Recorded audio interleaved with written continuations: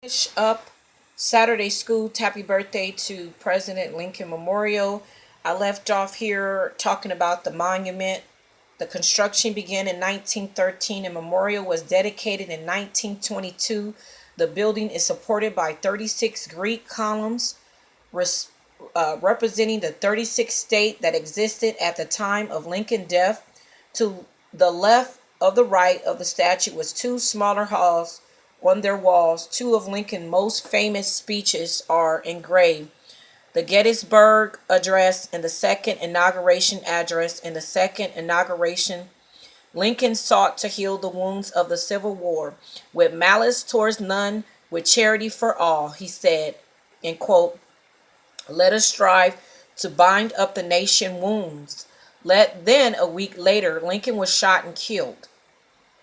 And this is definitely by Rollers Inc.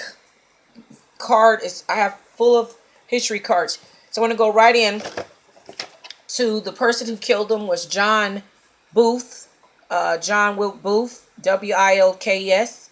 On the night of April 14, 1865, John Wilkes Booth slipped into a private box at the Ford Theater in Washington, D.C., where Abraham Lincoln sat watching and play and drawing a small revolver.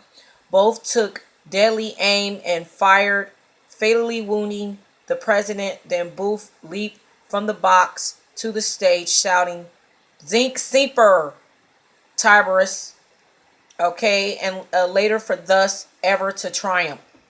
That's what it meant. As he made his escape, Lincoln died the next morning.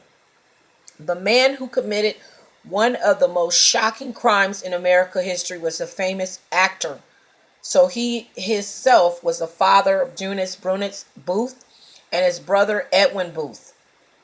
But John Wilkes Booth was obsessed by the hatred of Lincoln and his bitterness over the South defeat of Civil War, which had ended just days before on April the 9th. Booth and his co-plotters, a conspiracy, meaning they plotted and they planned to kill the president, other officials. However, Lincoln was the only one shot.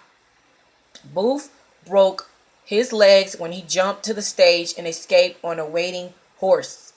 12 days later, the federal troops caught up with him at Virginia Farm. They surrounded the barn where he was hiding. When he refused to surrender, they set fire to it. Booth died from a bullet wound, but it is not known whether he shot himself or was killed by one of the soldiers. So did you know 4 of Booth's co-conspirators were hanged for Lincoln's murder? So they hung Jesus. Judah hung himself. Slaves were hung. Okay. And so this is him, and John Booth assassinated Lincoln. He was born August 26, 1838 near Bel Air, Maryland. Died April 26 of 1986. And I want to go into special day for him. It says on New Year's Day, 1863, cheering crowd filled the streets in the northern city. They were celebrating the Emancipation Proclamation issued by President Abraham Lincoln. Has freed all slaves in the state rebelling against the federal government. In reality, the proclamation freed no one right away, since Lincoln had no control over the Confederation, but it gave great moral force to North War effort, pointing the way to eventually free the slaves. So eventual freedom of slaves. Opponents of slavery has urged Lincoln to free the slaves ever since the Civil War began in 1861. The president hated slavery, but he believed that it was the first duty to preserve the Union. Lincoln was afraid that the 4 slave-holding border slaves of the state was Maryland, Delaware, and Kentucky and Missouri would secede. And he freed the slaves. Then, on the other hand, he felt that the Emancipation Proclamation would weaken the South by encouraging thousands of slaves to escape. Many of them would join the Union Army. Finally, Lincoln decided to act in September the 1861, he issued the preliminary explanation of proclamation. And on New Year Day 1863, he signed a final document. Lincoln the Great Emancipation did not live to see the end of slavery. But 8 months after his death in 1865, the state ratified the 13th Amendment to Constitution outlawing slavery throughout the U.S. So did you know, during the last year of the war, 500,000 slaves escaped from the South. Many of them joined the Union Army. So he gave them courage to keep going. And we know here, if you look at the monument, God is on his throne. That's what people believe. He's on his throne. And his angels is doing his work for him. The holy angels. You see as people looking. And I believe it was an angel. And we were on the subject of Abraham Lincoln, born in Kentucky, February the 12th, 1809. And also died April 1685. Happy birthday to you. Thank you so much for being an angel and freeing the slaves. And I want to go over the last important event, the Lincoln-Douglas debate. In 1858, Abraham Lincoln was a 49-year-old lawyer, little known outside of Illinois.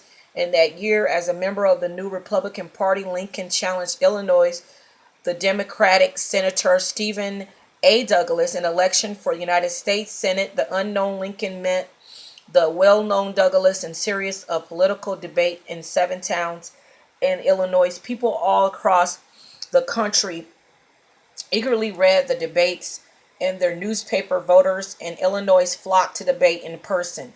The most important issue facing the nation was slavery. Slavery existed throughout the South.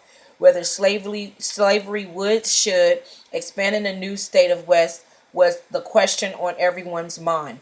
Lincoln argued that slavery was morally wrong and must not be allowed to expand. Douglas said the morality of slavery was not the issue, was that people voted on whether or not it should expand. Now, although Lincoln was defeated in the senatorial election against Douglas, the 1958 debate made him famous across the country. His quote says, "I believe I made some marks which will tell for the cause of civil liberty."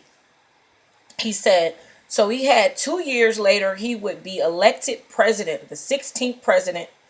So did you know that Abraham Lincoln was 6 feet tall 4 inches and was called the rail splitter? Stephen and Douglas was 5 feet 4 tall and was called the little giant. So we know David and Goliath. President Abraham Lincoln was an angel. He was that tall, And let's go. We're finished today. We did this many cards. I have a box full of them. And I was going to be still reading this. I don't know how far I'm going to get. And I'm going to start at Isaac last wish in Genesis 27, 1 through 4. So when Isaac became an old man, he couldn't see very well. One day he said to Esau, "My son, I know I'm going to die soon. Please take a bow and arrow and hunt for me. Make me my favorite meal. Then I will give my blessing as my oldest son."